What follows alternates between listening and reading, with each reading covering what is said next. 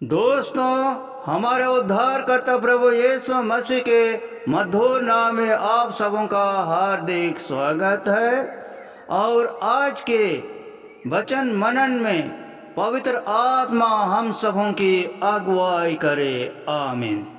आइए आज हम बाइबल में इस्राएल के एकमात्र महिला न्यायाधीश दबोरा के विषय में अध्ययन करेंगे। यह उस समय की बात है जब इस्राएलियों ने यहोवा की दृष्टि में बुरा काम किया। तब यहोवा ने इस्राएलियों को कनान के राजा यबीन के अधीन 20 वर्षों के लिए कर दिया। उस समय लपीदोत की पत्नी दबोरा, जो एक नबिया थी, इस्राएलियों पर न्याय करती थी। वह एफ्राइम के पहाड़ी देश में रामा और बेतेल के बीच में एक खजूर पेड़ की छाया में बैठा करती थी और इस्राएलियों के लिए न्याय किया करती थी। तब यहोवा ने उसके माध्यम से बात की।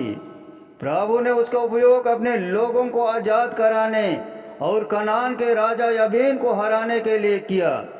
दबोरा की कहानी न्यायों की पुस्तक अध्याय 4 और 5 में पाई जाती है।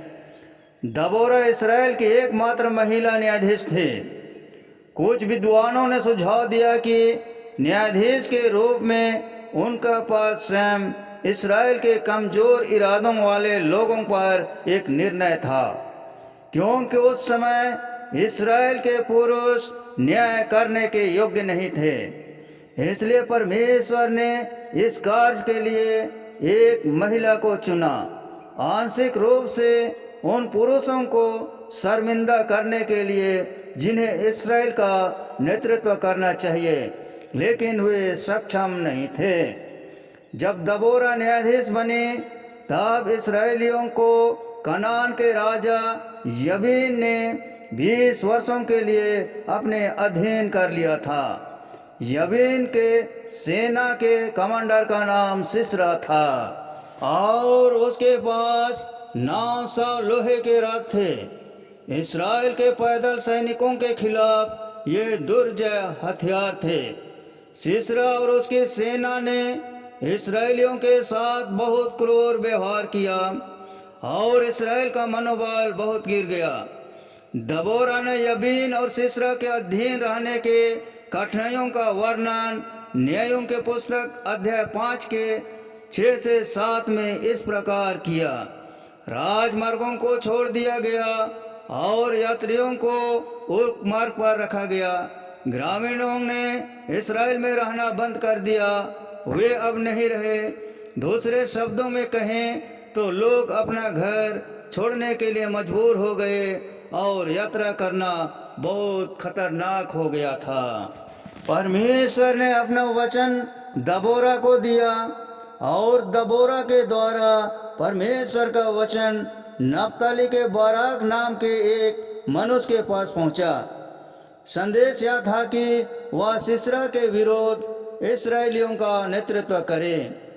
तब बाराक इस शर्त पर राजी होता है कि अगर उसके साथ दबोरा भी युद्ध भूमि को जाएगी, तब वह नेतृत्व करेगा।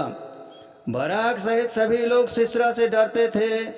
दबोरा बाराक के साथ जाने के लिए सहमत हो जाती है, लेकिन वह यह भी भविष्यवाणी करती है कि जीत का श्रेय बाराक को नहीं मिलेगा, बल्कि एक महिला को मिलेगा। जब युद्ध का समय आया तो यहोवा ने दबोरा के माध्यम से फिर से बात की। बाराक को अपनी सेना को आगे बढ़ाने के लिए प्रेरित किया। इस्राएली सिसरा के सेना के विरोध में आगे आए और परमेश्वर ने उन्हें विजय प्रदान की। जैसा दबोरा ने कहा था, वैसे ही पराक्रमी सिसरा को एक स्त्री के हाथ से मार गिराया गया। तलवार के बल से परमेश्वर ने सिसरा और उसकी सेना को घबरा दिया था।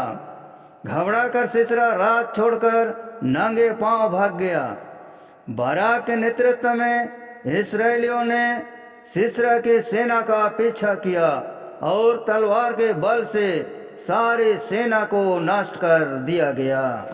सिसरा भागते भागते हेबर केनी के स्त्री याएल की छावनी में आया, क्योंकि याबीन और हेबर केनी में मित्रता थी। तब याएल ने उसे कंबल से ढांक दिया। जब उसे प्यास लगी तो उसने उसे दूध पिलाया और पुनः उसे कंबल से ढांक दिया। जब सिसरा थकान के कारण गहरी नींद में सो गया, तब हेबर केनी की पत्नी याएल ने छावनी के खूंटी और हाथ में एक हथौड़ा लिया और दबे पांव उसके पास जाकर खूंटी को सिसरा के कनपटी में ऐसा ठोक दिया कि खूंटी पार होकर जमीन में धंस गई।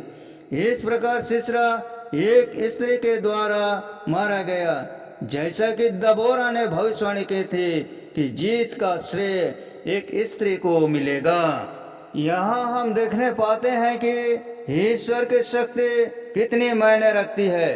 चाहे वह किसी भी प्रकार के उपकरण का उपयोग करना चाहे, पुरुष या महिला, मजबूत या कमजोर, आत्मविश्वासी या झिझक, सभी तब मजबूत होते हैं जब वे परमेश्वर की आत्मा से प्रेरित होते हैं और आत्मा की समझ से भर जाते हैं। हम दबोरा में अपने लोगों के लिए परमेश्वर की कोमल देखभाल की एक सजीव तस्वीर देख सकते हैं। जैसे एक माँ अपने बच्चों की देखभाल करती है, वैसे ही दबोरा ने इस्राएल का नेतृत्व किया और पालन पोषण किया।